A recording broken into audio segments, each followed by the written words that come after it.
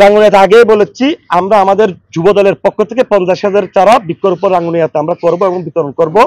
তার ধারাবাহিকতায় আজকে আমরা ফলজ গাছের মধ্যে আম গাছ, কাঁঠাল গাছ, পেয়ারা গাছ, ঔষধি গাছের মধ্যে নিম গাছ সহ, গর্জন গাছ সহ আমরা বনজ গাছ আমরা বিতরণ করেছি। রাঙ্গুনিয়া পৌরসভা যুবদলের বৃক্ষরোপণ ও চারা বিতরণ।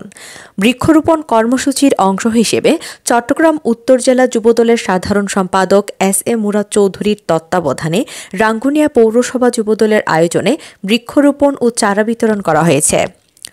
শনিবার 5 জুলাই বিকালে রাঙ্গুনিয়া মডেল থানার সামনে গুমাই মার্কেট চত্বরে বৃক্ষরোপণ ও চারা বিতরণ উপলক্ষে সংক্ষিপ্ত আলোচনা সভা অনুষ্ঠিত হয়। রাঙ্গুনিয়া পৌরসভা যুবদলের আহ্বায়ক মোহাম্মদ জামাল এর সভাপতিত্বে ও সদস্য সচিব মোহাম্মদ মহসিন এর সঞ্চালনায় অনুষ্ঠানে প্রধান অতিথি হিসেবে উপস্থিত ছিলেন চট্টগ্রাম উত্তর জেলা বিএনপি যুগ্ম আহ্বায়ক অধ্যাপক ইউনুস চৌধুরী। উদ্বোধক ছিলেন রাঙ্গুনিয়া উপজেলা বিএনপি সদস্য সচিব আবু আহমেদ হাসনাত।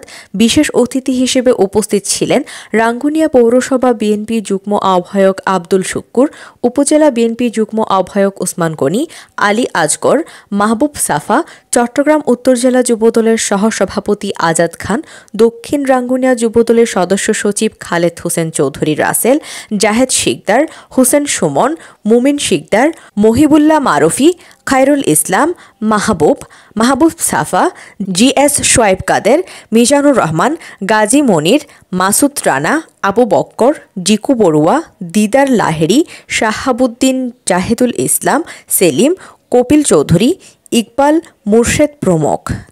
আলোচনা সভার শেষে রাঙ্গুনিয়া মডেল থানার চত্বরে বৃক্ষরোপণ ও চারা বিতরণ করেন এস.এ. মুরাদ চৌধুরী সহ অতিথিবৃন্দ। ওবায়দা খান সামিয়া, কর্ণফুলী টিভি।